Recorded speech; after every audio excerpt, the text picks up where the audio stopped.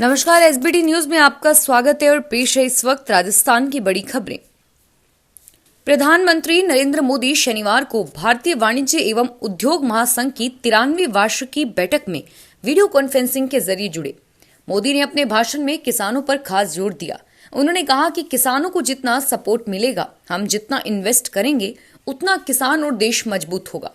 सरकार नियत और नीति से किसानों का हित चाहती है। आज भारत का एग्रीकल्चर सेक्टर पहले से ज्यादा वाइब्रेंट हुआ है। आज किसानों के पास मंडियों के बाहर बेचने का भी ऑप्शन है। वे डिजिटल माध्यम पर भी खरीद बिक्री कर सकते हैं। किसान समृद्ध होगा तो देश समृद्ध होगा। जितना हमारे देश में एग्रीकल्चर में प्राइवेट सेक्टर को निवेश करना था, उतना नहीं हुआ। कृषि बिलों के विरोध में दिल्ली में हो रहे प्रदर्शन में शामिल होने के लिए राजस्थान के किसाल अलवर में दिल्ली जयपुर राष्ट्रीय राजमार्ग 48 पर राजस्थान हरियाणा सीमा पर धरने पर बैठ गए हैं। किसानों के दिल्ली जयपुर हाईवे जाम करने की चेतावनी पर राजस्थान और हरियाणा पुलिस का जाब्ता तैनात किया गया है। अलवर जिले के शाहजहांपुरा में पिछले 10 दिनों से किसान मौजूद हैं। वे दिल्ली में किसानों की केंद्र सरकार से बातचीत का इंतजार कर रहे थे। वार्ता सफल नहीं होने पर वे दिल्ली के लिए कूच करने जा रहे थे, लेकिन हरियाणा पुलिस उन्हें हरियाणा की सीमा में प्रवेश नहीं करने दे रही है। राजस्थान में एफएसएल रिपोर्ट ऑनलाइन करने में आ रही डेटा एंट्री ऑपरेटर की कमी अब बाधा नहीं बनेगी। राज्य सरकार ने ई फोरेंसिक सॉफ्टवेयर के लिए 10 डाटा एंट्री ऑपरेटर की सेवाएं लेने के आदेश दिए हैं और इसके साथ ही आपराधिक न्याय प्रणाली को मजबूत करने की क्रियान्विति रफ्तार पकड़ेगी। करीब 1 साल पहले शिक्षा विभाग में 31,000 पदों पर की गई रीट शिक्षक भर्ती की घोषणा को जल्द ही अमली जामा पहनाया जा सकता है। विज्ञप्ति को लेकर शिक्षा विभाग की ओर से जल्द घोषणा की जा सकती है और संभावना है कि 15 दिसंबर के बाद रीट अध्यापक पात्रता परीक्षा की घोषणा की जा सकती है। यात्रियों को आईआरसीटीसी की वेबसाइट से रेलवे टिकट बुकिंग कराने के लिए अपना मोबाइल नंबर रजिस्टर कराना होगा, चाहे टिकट बुकिंग किसी ने भी की हो। और इससे फायदा यह होगा कि यात्रियों को उनके नंबर पर ही ट्रेन की देरी से आने या रद्द होने की सूचना मिल सकेगी। उन्हें परेशानी का सामना नहीं करना पड़ेगा एवं सही सूचना मिलने पर ट्रेन भी नहीं छूटेगी। और यही नहीं, एक आईडी से कई टिकट बुक कराने वाले दलालों पर भी कुछ हद तक अंकुश लगेगा।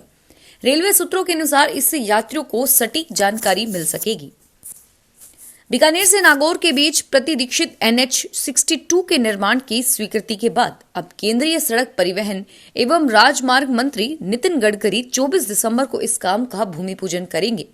वर्चुअल तरीके से होने वाले इस भूमि पूजन के साथ ही 370.36 करोड़ की लागत से बनने वाले इस 74.90 किमी राष्ट्रीय राजमार्ग का काम 24 महीनों में हर हाल में पूरा करने की डेडलाइन भी तय हुई है। रेलवे अब अपने पुराने कोचों का उपयोग रेस्टोरेंट के लिए करेगा। पश्चिमी मध्य रेलवे के कोटा व सवाई माधोपुर रेलवे स्टेशन के पास फिलहाल 2 पुराने कोच में रेस्टोरेंट खोले जाने की योजना है।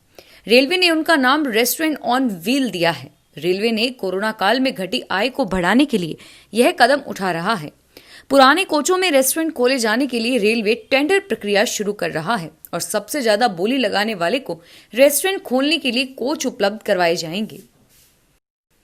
कोरोना काल में लॉकडाउन के दौरान लोगों की आजीविका प्रभावित हुई और इस दौरान काम धंधे बंद होने की वजह से लोगों को परेशानियों का सामना करना पड़ा। इससे लोगों की आर्थिक स्थिति भी बिगड़ गई और राजधानी जयपुर में आमेर के हाथी गांव के हालात भी कोरोना के कारण प्रभावित हुए। आमेर की हाथी सवारी बंद होने से हाथी मालिकों, महावतों और उनके परिवारों पर आर्थिक संकट आ गया है। राजस्थान सरकार ने हाथी मालिकों और महावतों की आर्थिक मदद करने के लिए कोविड-19 से सहायता राशि उपलब्ध करवाने की घोषणा की है। पंचायत राज चुनाव से पहले चित्तौड़गढ़ में जिला कांग्रेस कार्यालय में पंचायत राज चुनाव को लेकर पार्टी की ओर से नियुक्त प्रभारी धर्मेंद्र राठौड़ की मौजूदगी में कार्यकर्ताओं की बैठक हुई थी और तब कांग्रेस के बड़े नेताओं ने कहा था कि जमीन से जुड़े और जिताऊ कार्यकर्ताओं को टिकट दिए जाएंगे। कार्यकर्ताओं के साथ किए गए इस वादे को सबसे पहले सहकारिता मंत्री उदयलाल आंजना के विधानसभा क्षेत्र में तोड़ा गया और जब जमीन से जुड़े कार्यकर्ताओं को दरकिनार करते हुए आंजना के छोटे भाई मनोहर लाल आंजना को पंचायत समिति और जिला परिषद दोनों के लिए टिकट दे दिया गया। पूर्व मंत्री घनश्याम तिवारी कांग्रेस का दामन छोड़कर एक बार फिर अपने पुराने परिवार में लौट आए हैं। भाजपा प्रदेश अध्यक्ष डॉक्टर सतीश पूनिया ने आज पार्टी मुख्यालय में हुए एक कार्यक्रम में तिवारी के घर वापसी की औपचारिकताएं पूरी करवाई।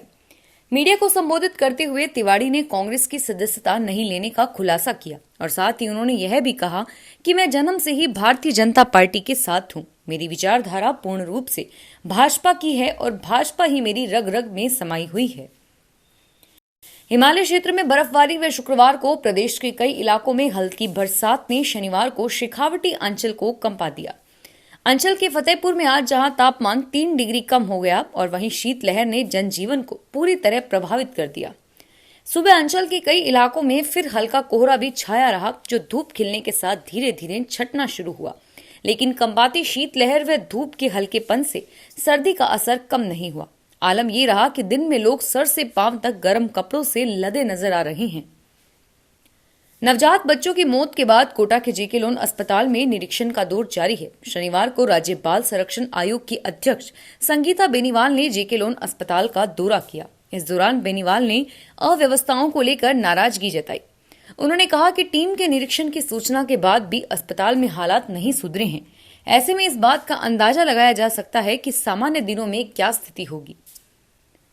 तमिलनाडु में सीबीआई की सेफ कस्टडी में रखे 400 किलो सोने में से 103 किलो सोना कम हो गया।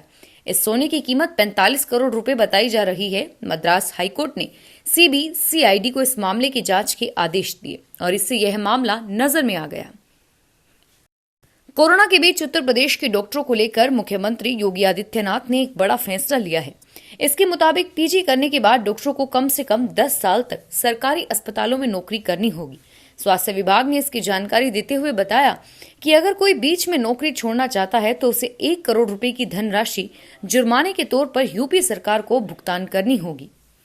फिलहाल इस बुलेटिन में इतना ही और फिर हाजिर होंगे तमाम बड़ी खबरों के साथ। एसबीटी न्यूज के वीडियो देखने के लिए हमारे चैनल को सब्सक्राइब करें और नोटिफिकेशन पाने के लिए बेल आइकन को प्रेस करें।